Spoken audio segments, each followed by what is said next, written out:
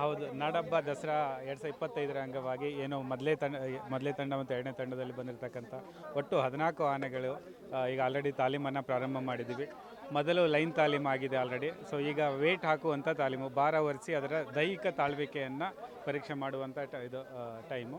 ಹಾಗಾಗಿ ಇವತ್ತು ನಾವು ಪೂಜೆ ಮುಖಾಂತರ ಯಾವುದೇ ಒಂದು ಇದನ್ನು ಆರಂಭ ಮಾಡಬೇಕು ಅಂದರೆ ನಾವು ಒಂದು ಪೂಜೆ ಮುಖಾಂತರ ಸ್ಟಾರ್ಟ್ ಮಾಡುವಂಥ ಪದ್ಧತಿ ಇದೆ.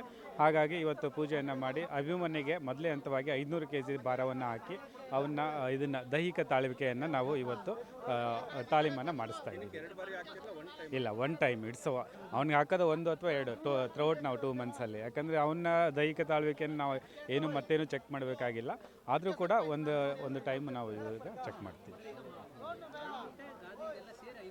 ಹೌದೌದು, ಮರಳು ಮೂಟೆ 300 kg, 120 kg ನಮಗೆ ಗಾದಿ ಮತ್ತು ನಾಮದಾದ್ ಎಲ್ಲ ಸೇರಿ ಬರುತ್ತೆ. ಆಮೇಲೆ ಚಾರ್ಜಮ್ ಅದೆಲ್ಲ ಸೇರಿ ಇಟ್ಸ್ 200 kg, ಒಟ್ಟು 500 kg ಭಾರ ಆಗುತ್ತೆ ಅದಕ್ಕೆ. ಇವತ್ತು ಎಲ್ಲ ಆನೆಗಳ ಆರೋಗ್ಯ ಸ್ಥಿತಿ ತುಂಬ ಚೆನ್ನಾಗಿದೆ, ಯಾವುದೂ ತೊಂದರೆ ಇಲ್ಲ.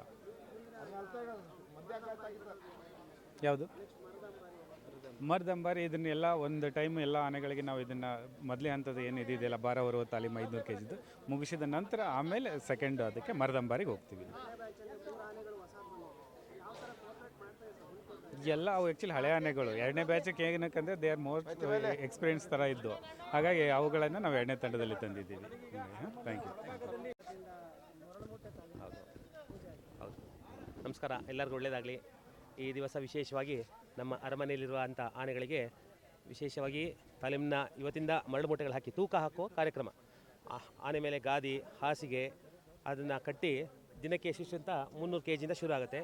ಅದೇ ಥರ ಮರಳು ಮೂಟೆಗಳನ್ನ ಹಾಕಿ ತೊಟ್ಲು ಕಟ್ಟಿ ತೊಟ್ಟೊಳಗಡೆ ನಾವು ಆ ಮರಳು ಅಂದರೆ ಗಣಪತಿನೇ ಅಂತ ಅನ್ಕೋಬೇಕು. ನಾವು ಹೆಂಗೆ ಗಣಪತಿನ ಮರಳಲ್ಲಿ ಮಾಡಿ ಪೂಜೆ ಮಾಡ್ತೀವಿ, ಅದೇ ಥರ ಮರಳು ಮೂಟೆಗಳನ್ನ ಮೇಲೆ ಹಾಕಿ ವಿಶೇಷವಾಗಿ ಪೂಜೆ ಮಾಡಿದ್ವಿ. ಆಂಜನೇಯ ದೇವರ ಮುಖ್ಯ ಪ್ರಾಣದೇವರ ಪ್ರಾರ್ಥನೆ ಮಾಡಿ ಆಂಜನೇಯ ದೇವಸ್ಥಾನ ಪೂಜೆ ಮಾಡಿಸ್ಕೊಂಡು ಬಂದು ಆ ಪ್ರಸಾದ ಆನೆಗೆ ಕೊಟ್ಟು ಆಂಜನೇಯ ಅಷ್ಟೇ ನಮ್ಮ ಆನೆಗಳಿಗೆ ಶಕ್ತಿ ಬರಲಿ ಅಂತ ವಿಶೇಷವಾಗಿ ಪೂಜೆ ಮಾಡಿದ್ದೀವಿ.